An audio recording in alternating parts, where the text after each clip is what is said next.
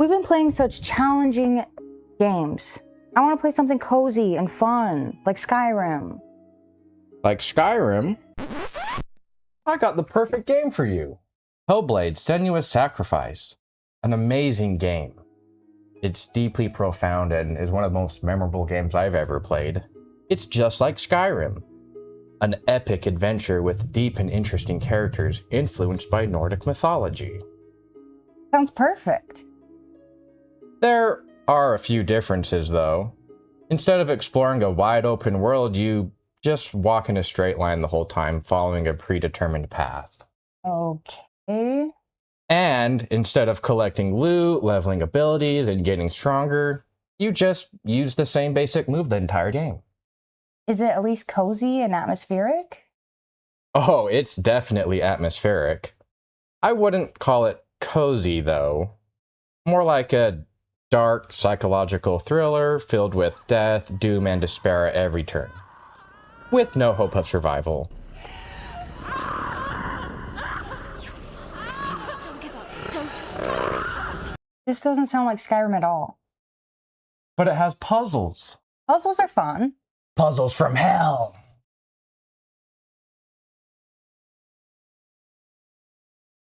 Instead of dragonborn, you're born with crippling mental illness. Yay.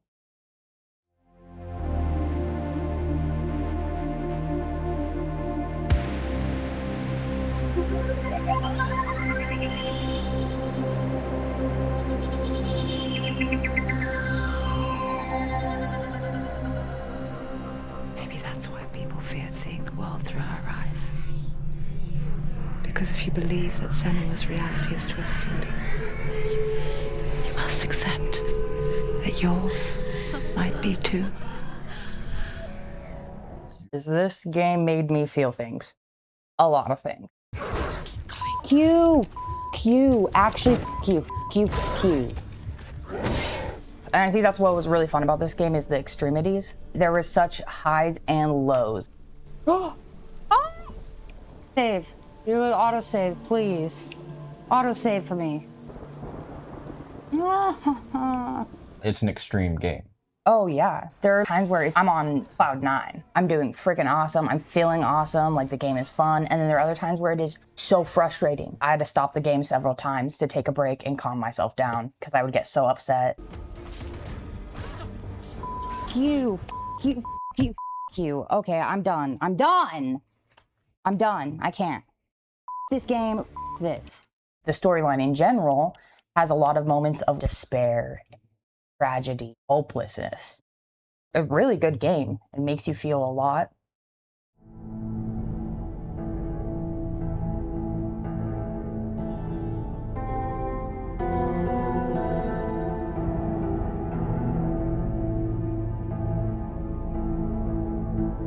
The game is very literary. It's very poetic. Mm-hmm. So if you're a fan of subtext, layers, metaphors, fucking mythology, I mean, this game is amazing for that. It doesn't have the best combat, but it doesn't need to. The game has a simple puzzle structure. It has simple yet punishing combat, but that's not really the point of the game. The point of the game is Senua's Sacrifice. It's one of the most cinematic games I've ever played. In multiple times throughout the game, you will switch to basically embodying a different character. She actually speaks to you like you're this other character. And so several times you'll go from being the bad guy to being someone she loves. This is a game that can definitely take a wear and tear on you yourself because the themes in the game are quite dark and serious. You're playing as Senua. You're starting off on this boat and it's going in the land of mist and fog. And there's a lot of Norse mythology that's talked about, and I'm really excited to talk about that. He knows she's getting closer. He can feel her coming closer. They know you're here. They're watching. They're watching. The voices inside Senua's head, some of them are frightened. They want you to turn back. Some of them are courageous, unreliable narrators. There's already some conflicting information.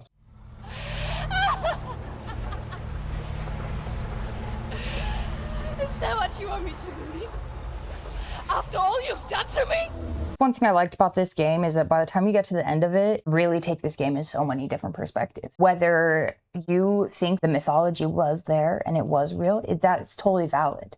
Other perspectives where it's more symbolic, especially with the emphasis on mental health in this. But while you're playing the game, it doesn't feel that way. It really doesn't. It doesn't feel like this is make-believe or anything. I am battling these demons to get to hell. It's intense and very emotional.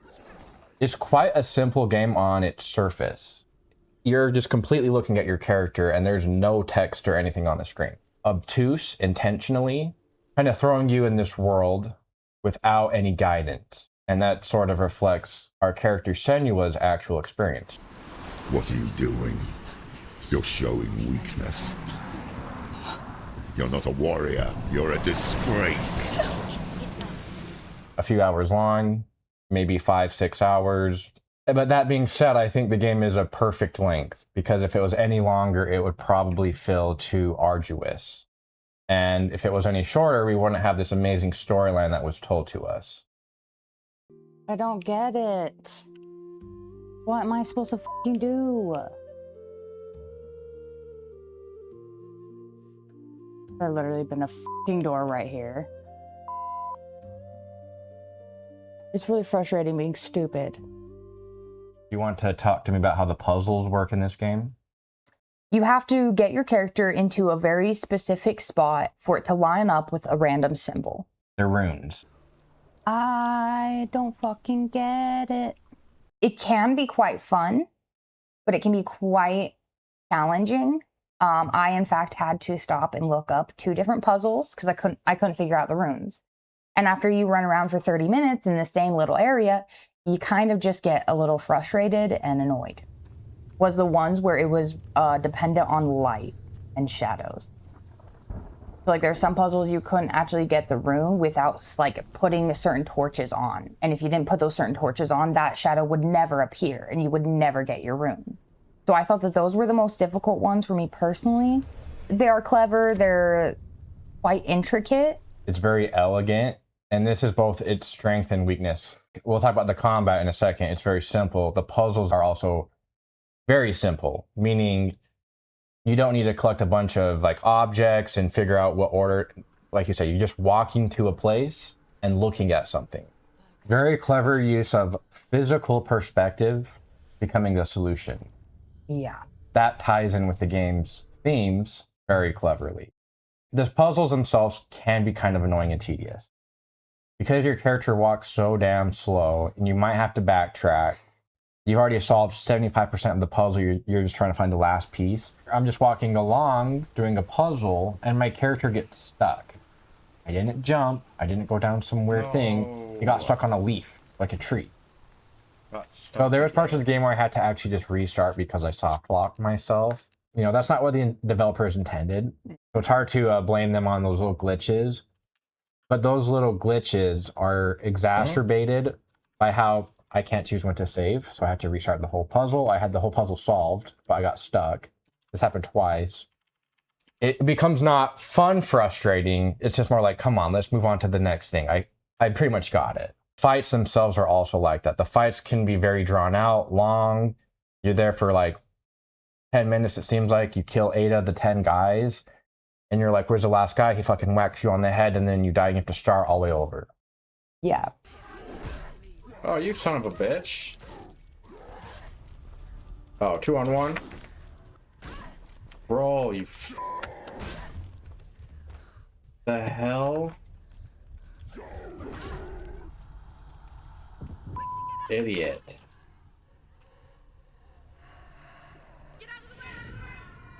The combat fucking pisses me off. How did you find the combat? I found it damn near unbearable. I fucking can't. I found it very difficult. Not only is there's no tutorial, so I was trying to figure it out on my own, and I am not intuitive player. I think I'm very heavily reliant on tutorials. I need someone to like tell me A does this, B does this. It doesn't do any of that ever, not once. Like Mario, you start the game up, there ain't no tutorial.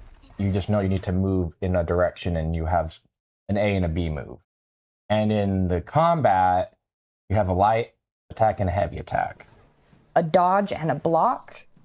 Block could be awesome, but block also could be detrimental. When I was really, really struggling, Cam gave me the advice to use dodge more, and I think that that really helped because it is faster than the block. But some moves are not blockable and some moves are not dodgeable.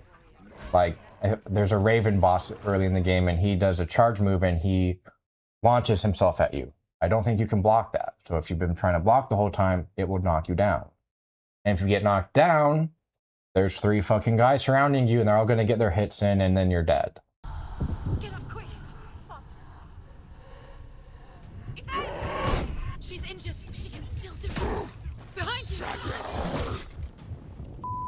And if you think the voices in the puzzles are annoying, the voices in the actual fight...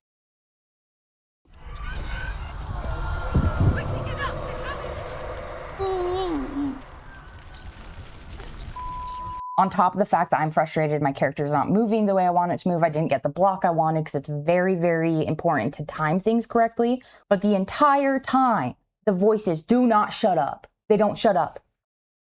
It made me so angry. I'm not the biggest fan of the combat, although I see what they're trying to do, like in moments like that, where they beat you down and the voices are yelling at you. The game couldn't do that if it was too easy. So the game has to be a bit challenging. The rot in Senua's body is growing, and the more times that you die, the rot will grow. And if you keep dying, it will eventually get to her head, and you have to start over.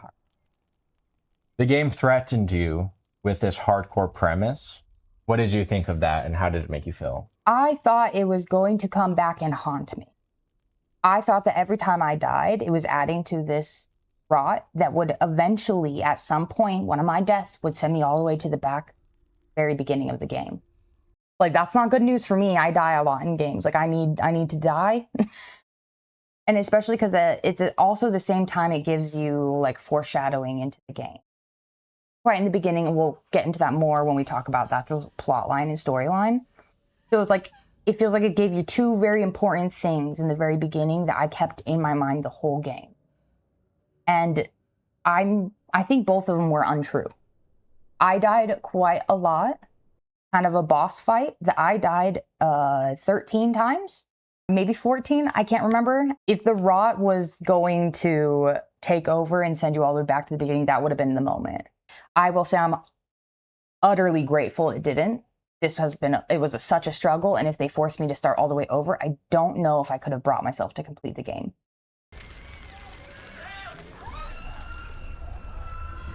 No, are you? Oh my God, no, I'm done. I'm done. I have to take a fucking break. I'm fucking so irritated right now. I remember the first time I played this game 7 or 8 years ago. I totally believed that the permadeath thing was real. This extra layer of stress on an already stressful game. Right after it says that, one of the characters, I think it might have even been Senua, says the greatest battles are fought in the mind. The hardest battles are fought in the mind.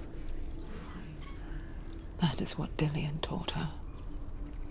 The game is already sort of telling on itself.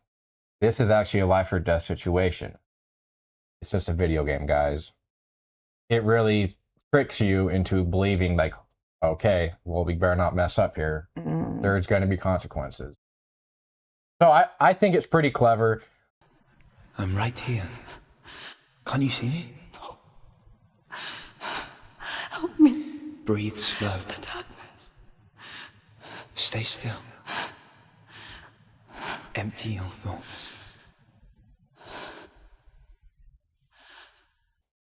The audio is extremely important and also entirely impressive. Definitely need headphones when you play this game. It is amazing how well they were able to capture the way that sounds would be coming from a different area.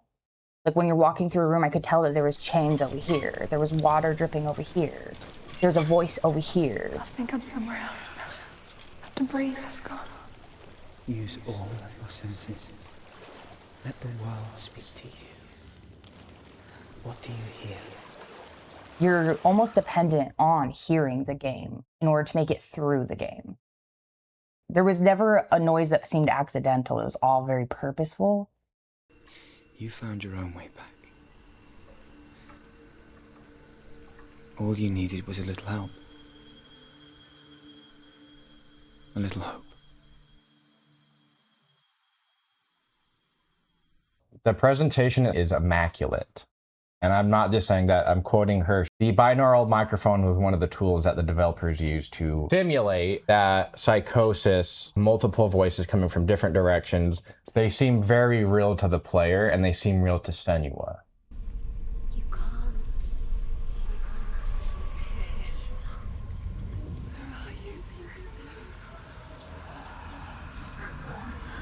Oh my gosh, there is one time where one of the voices seems to get really close to your ear and like whisper in your ear. It gave me goosebumps. When I was playing, I thought she came up behind me and started to talk to me. Like they just did a really, really awesome job of getting this audio to feel like it was in different position. But when you go into these flashbacks, which are very seamless transitions, they looking at mirrors and other objects, and it kind of zooms out, and you're in a new scene, but you're physically in the same location. There's little details like she doesn't have the paint on her head anymore.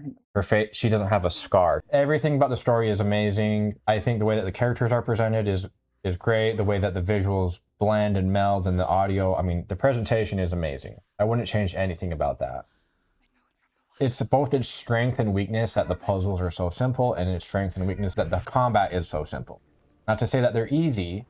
They feel hefty. They feel like there's a burden and this weight on you, which I think is very symbolic of how Senua is feeling. Reviewing this as a puzzle game, it's not that good. No. If this was a puzzle game, you'd probably be in like 20 minutes.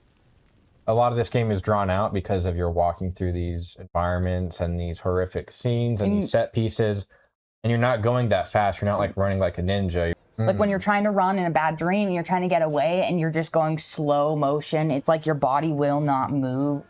That is how the game is like the whole time. I just had to put that out there because it made me feel so frustrated, especially when something scary is happening and all the voices are telling you to run, go, oh my gosh, she's not gonna make it. And you're like slowly trudging along.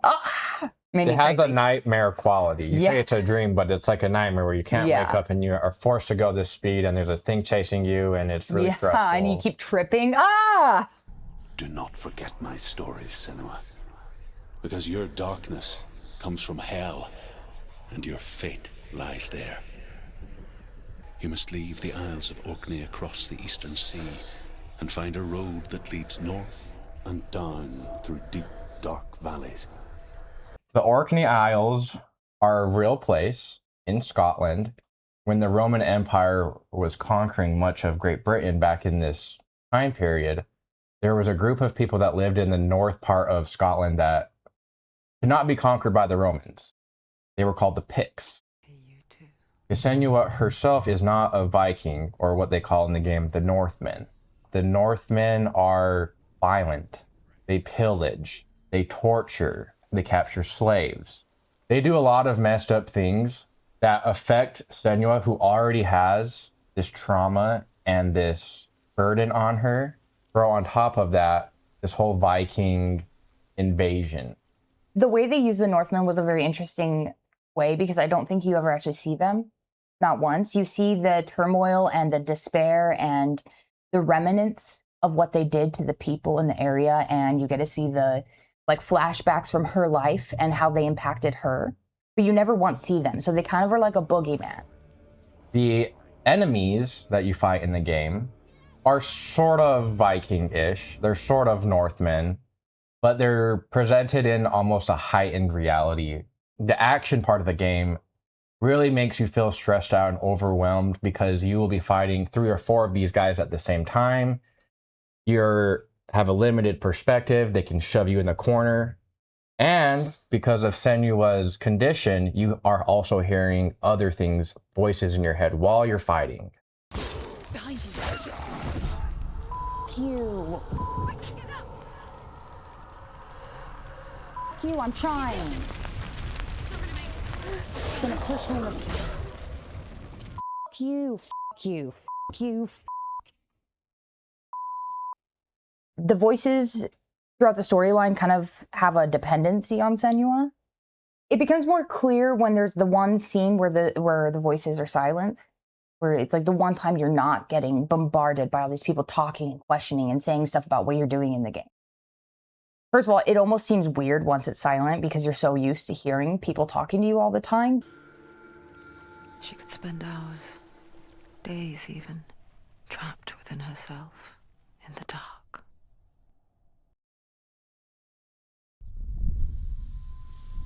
You see me? Yes. And then once they come back, they're like, hello, we're back. And it's like, they're excited. They're like, Senua, we love you. We're not going to let anything happen to you. No, please. And then the next scene, when we get into some more turmoil, they're like, why are you doing this? Turn back. You're dumb. Druth? Anyone? There is no one here but me.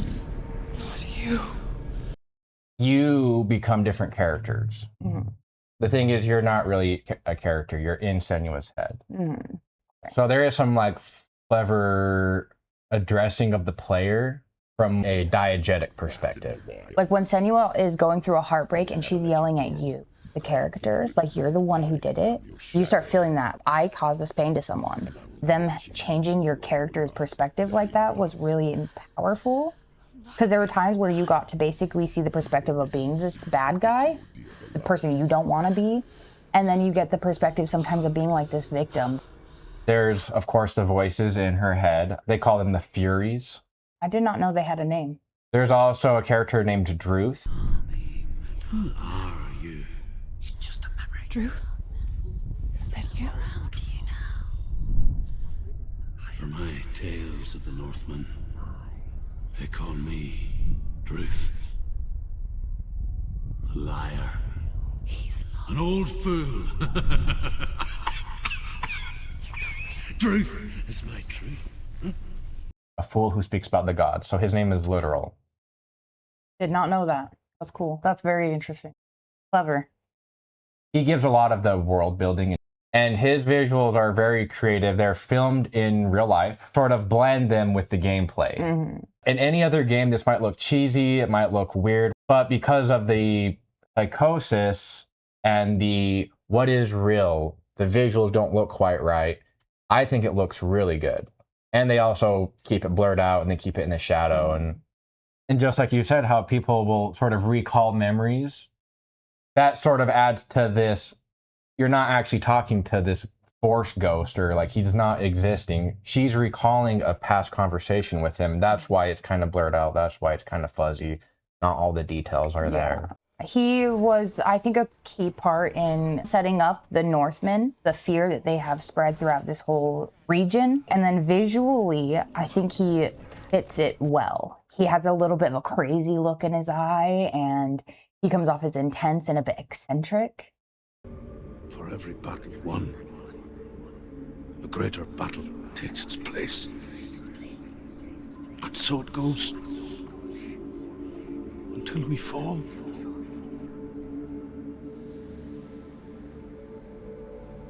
And in the end,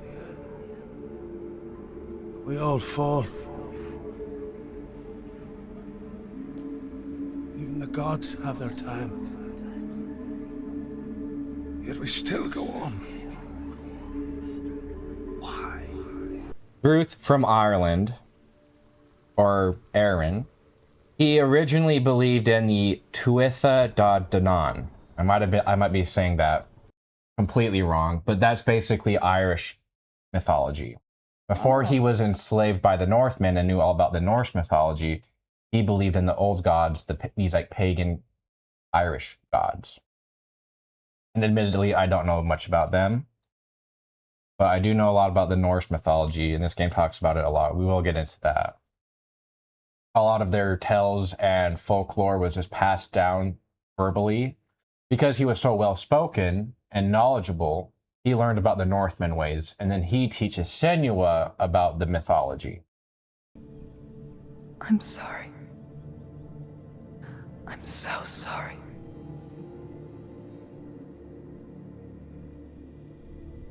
This darkness takes everything. Everyone. It's literally a psychosis, but I think you can interpret this in many different ways. It doesn't have to be psychosis. And even people with psychosis themselves all experience different versions in different ways, different hallucinations, different. So everybody's different. So this is not just one sort of specific illness. Her dad was, I think he's referred to as like a druid. He's sort of a religious leader in his community. He interprets Senua's illness, as well as Senua's mom, who also has this illness. Like you mentioned, could be a genetic component. 8th century, without fully understanding how, I mean, hell, we don't even understand this in 21st century, right? Mental illness is still one of those things that is still being learned about. Yeah. So he takes it out on both Senua and her mom. Senua, from a very early age, like kindergarten age, like, you're cursed. You're bad and you have these demons that follow you.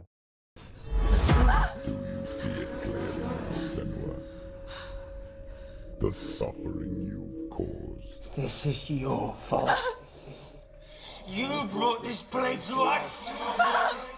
You have blood on your hands. The whole community, who knows him very well, does not know her.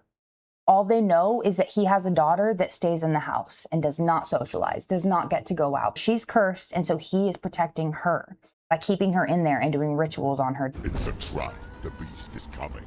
Stupid belief.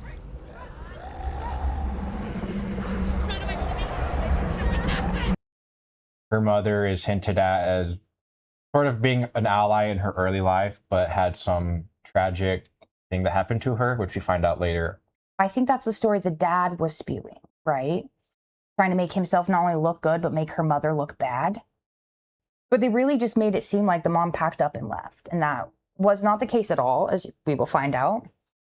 Your father wants them to go away, and he only hurts me to silence them. But he's gone now. But they always come back. He says I will die if I go with them. Even her going out and socializing with people, he seemed to act like that would make the curse grow and spread. You're sort of hearing what presumably her dad told her when she was young. Yeah. Even after her dad is no longer in the picture, the things he says is still ruminating in her mind. She's still thinking about those things he said to her years ago. Those words and those impacts don't go away, especially if you don't face them and if you keep trying to ignore them. It's the will of the gods. Fuck the gods! You did this to her! Why? This is what happens when you listen to the voices of the underworld. They crawl into your soul and rot you from the inside. Her dad's reluctancy to allow her to leave the house is ironically what leads her to learn to fight. She would see Dillion practicing in a field, warrior trials or something like that. And then he convinces her that she should go and try it out for the warrior trials. Eventually, their little friendship leads to her getting the bravery to tell her dad she's leaving. The member of the tribe would have a self-imposed exile. They would intentionally leave the community, go out in the wilderness, and try to deal with their issues themselves. So there is real-life evidence to support that, hey, this actually happened in some way back in the day. Also, it's in the wilds that she meets Druth. The wilds is mentioned a few times. You get this idea that there is this long-winded backstory in the wilds that barely gets covered. How I interpreted the wilds is more metaphorical. For Senua to do some sort of self-therapy. But you mustn't look away from the horrors it does offer, because you cannot overcome suffering if you refuse to look at it. Some unknown amount of time in exile. I don't exactly remember how long she's out in the wilds. She comes back home, and that's where she finds that her whole village has basically been plundered and pillaged, and Dillion, they're dead. When you were in love, you left him in tears to smother your furies and banish your fears. The worst part is the self-blame she goes through, I think. She takes it as a sign that her curse is real. They're called like survivor's guilt. Several depictions or mentions of torture in this game. The actual mythology, there's certain figures that are tortured. The thrust of the whole game, she's trying to save his soul. We see how he was killed. The game calls it like a blood eagle ritual or something like that. The aftermath of it, and then knowing like this is the love of her life, who this entire quest is about her trying to save his soul from hell. Oh my gosh, that moment was just really heartbreaking. Dillion is such a gut punch of a character. You see his skull wrapped up from the very first moments of the game. Not only is Dillion like one of the only kind, like hearted characters in this whole thing, like where he just seems very pure and kind, but he is one of the only voices in the whole thing that gives her nothing but encouragement and love and kindness. I can see why she would fall in love with him when he's the exact opposite of her father. She grew up with someone who was constantly telling her she was cursed, she was terrible. Anything bad that happened was because of her. All of that, and then Dillion is like, that's ridiculous. Why would you listen to your father? You can go out there and make a difference. You can go and make your own life, make your own decisions. You're not cursed. Is in such contrast to everyone else that stands out. And it really makes his ending and his storyline even more depressing, knowing that he was this great guy, that he loved her unconditionally. And there is one visual that is bright and beautiful and gorgeous, and you get to walk through these flowers in a field to go up to this beautiful tree, and it ends up being the moment that she met Dillion.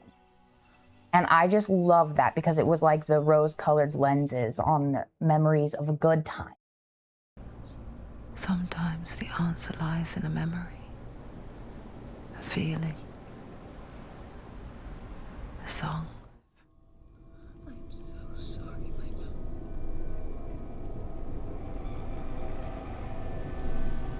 She will save his soul, even if this time she can't save her own.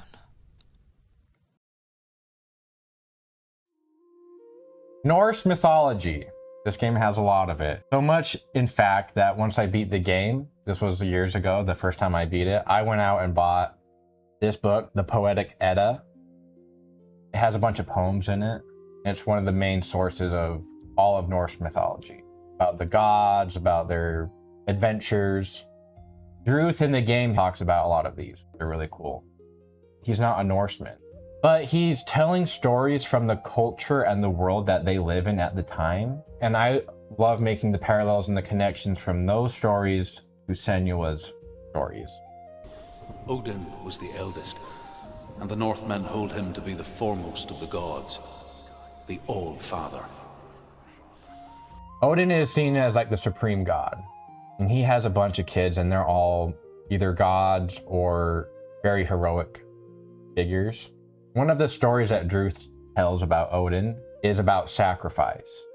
The Northmen say that Odin is always in search of knowledge and wisdom and magic. There was a very wise being named Mimir, who guarded the waters of wisdom which flow from the roots of the World Tree.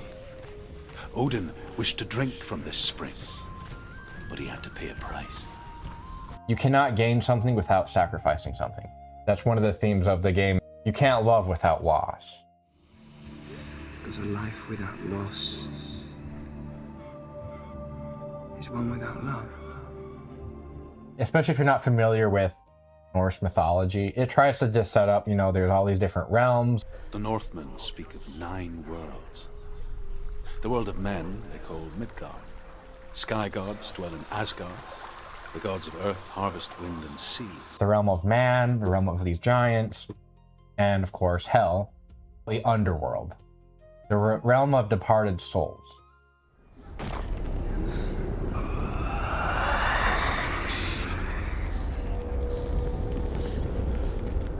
Ragnarok.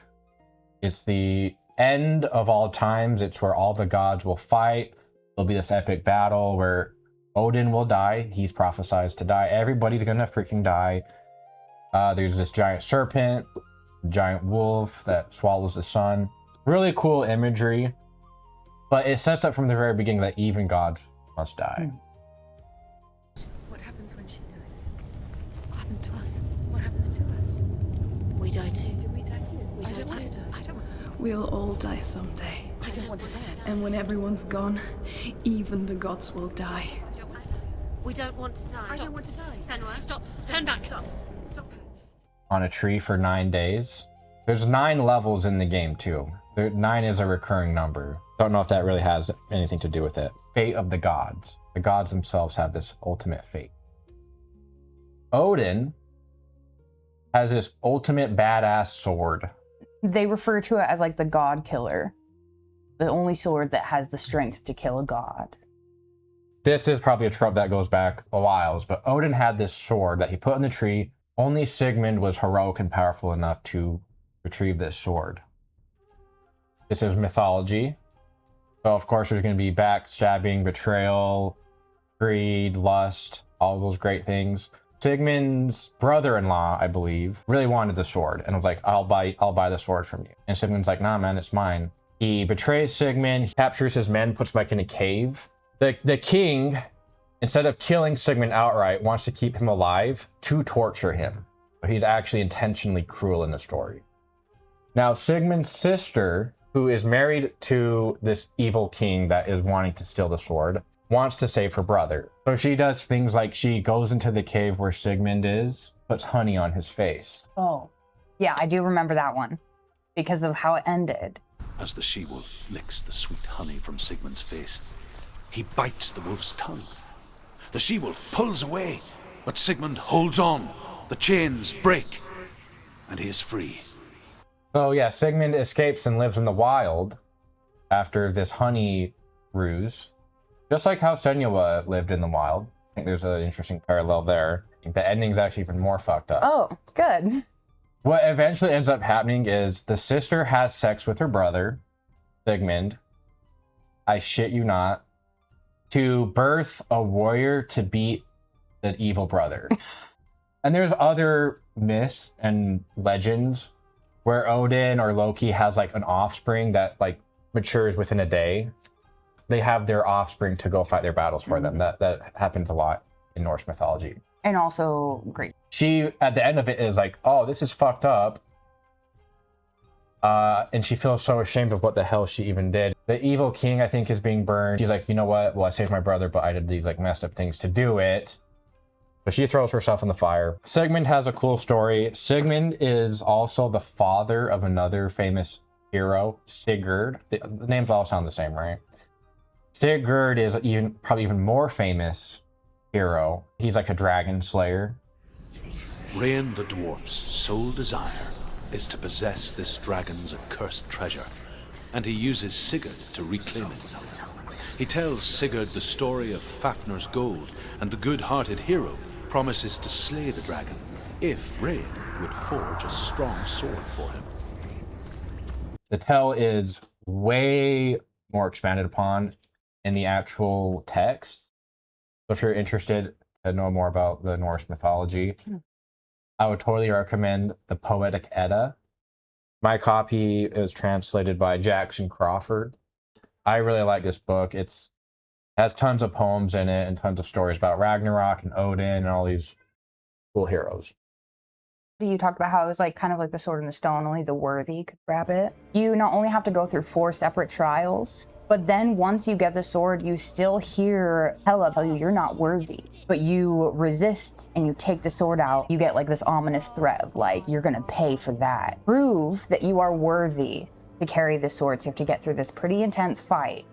I find that interesting is that like your character, though you already went through all these trials, you're still not worthy immediately. You still have more testing to do to see if you're even worthy. And that's not even to enter hell, that's just to wield the sword.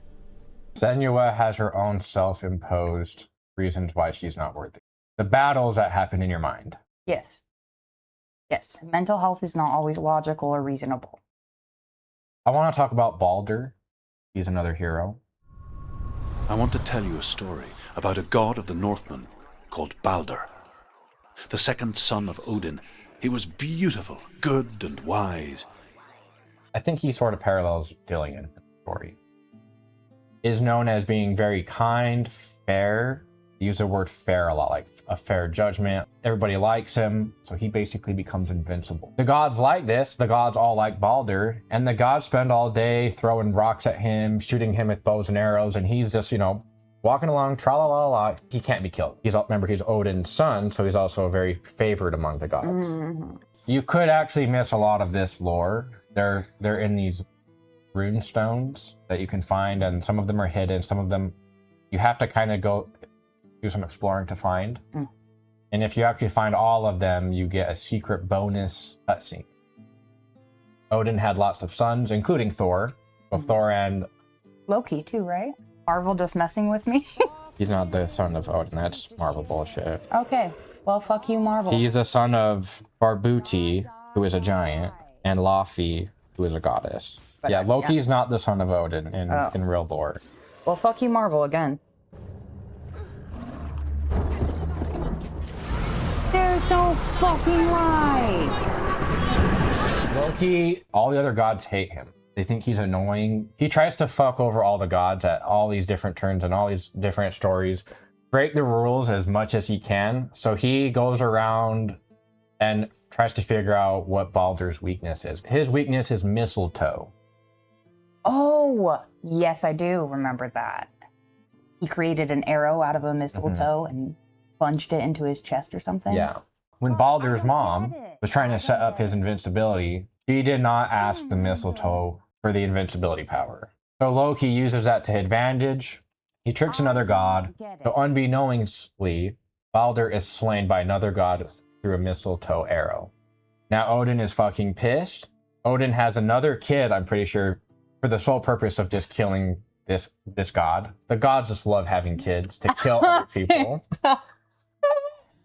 So that god is executed, and this is where the Dillion parallel comes from. Dillion is also very fair of judgment. He's kind. People like him, and he had this tragic ending.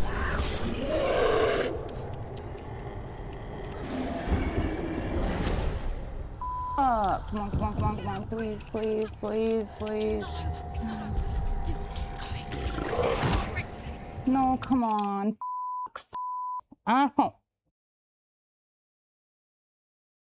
Odin travels to Hell to barter with Hel. And in this game, she's Hela, the daughter of Loki, to get his soul back. So there's definitely parallels between Odin crossing this river, the river to the underworld where it's all foggy, and that's exactly how the game opened. Senua is basically recreating this Odin myth.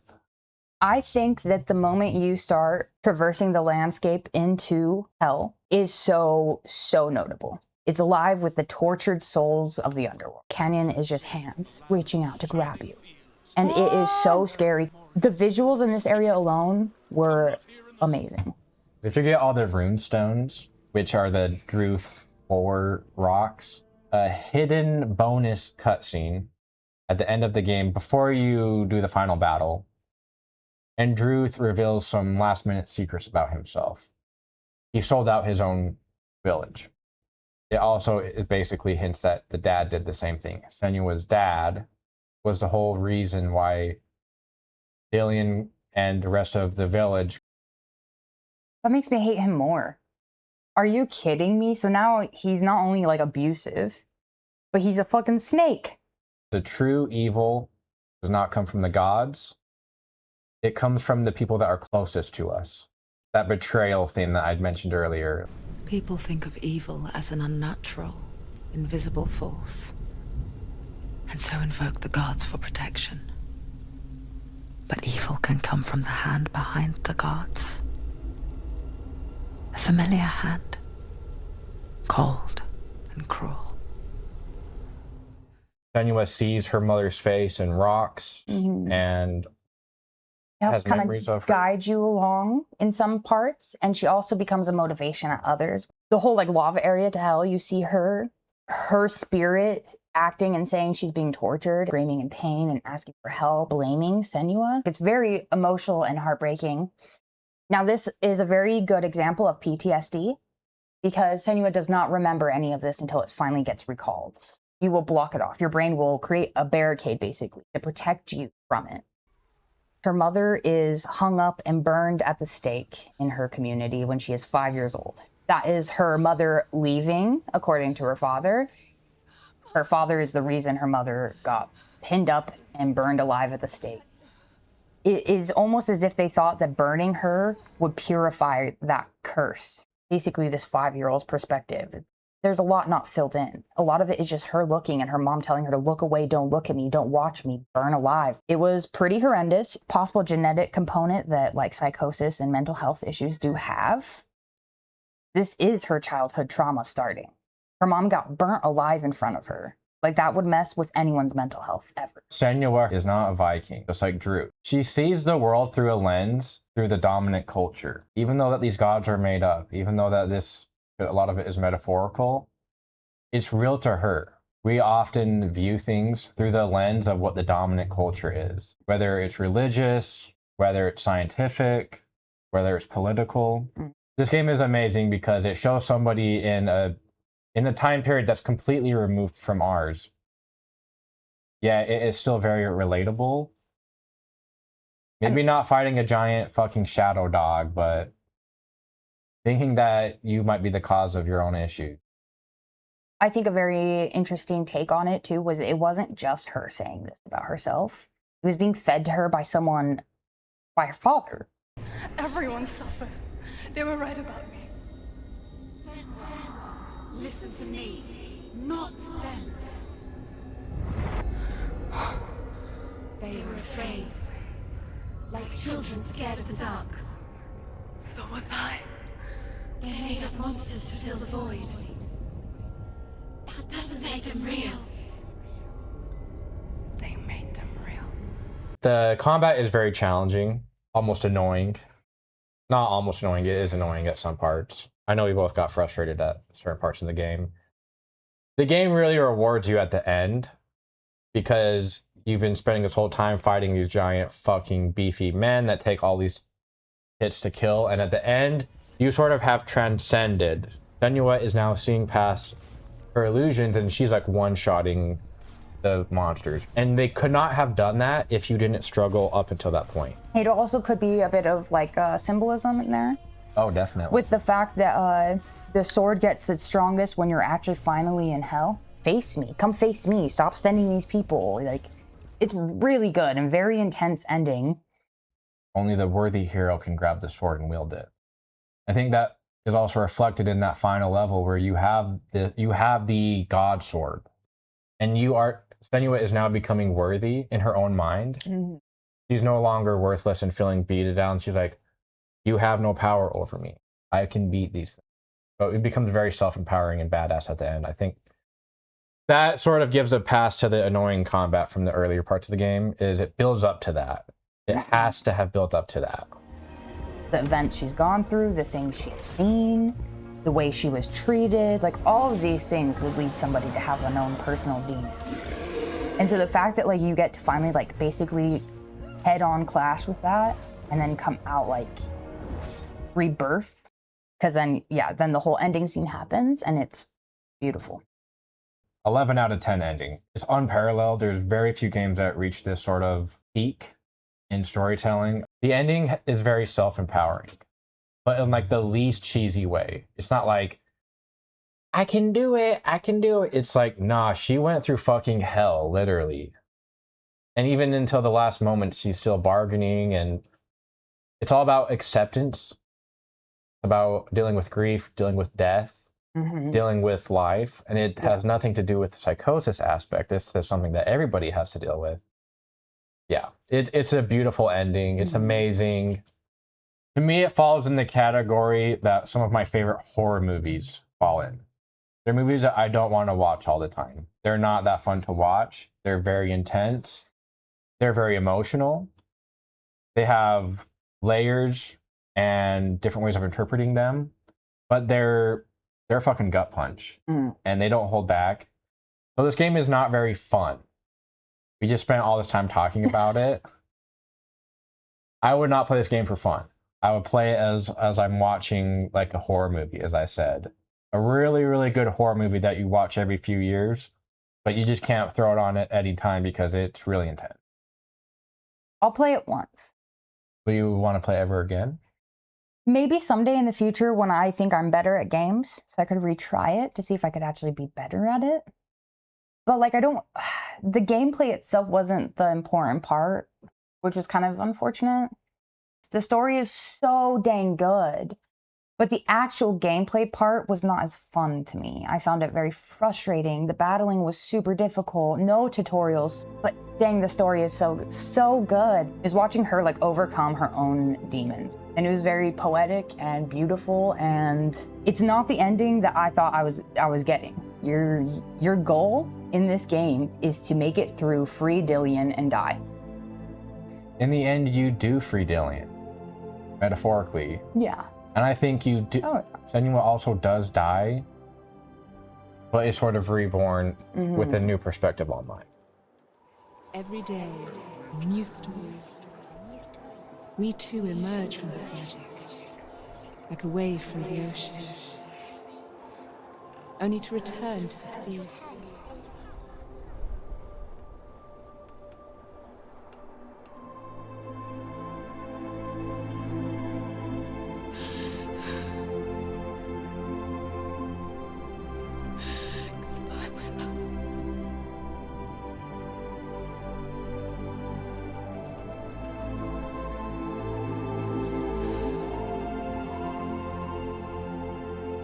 Do not mourn the waves, the leaves, the clouds. Even in darkness, the wonder and the beauty of this world never leaves us. It is always there, waiting to be seen again.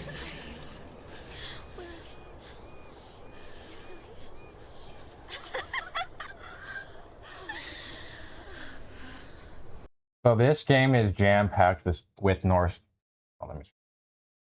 This game is jam-packed with Norse mythology. Fuck! Maybe. This game is jam-packed with Norse. Fuck! That's not true.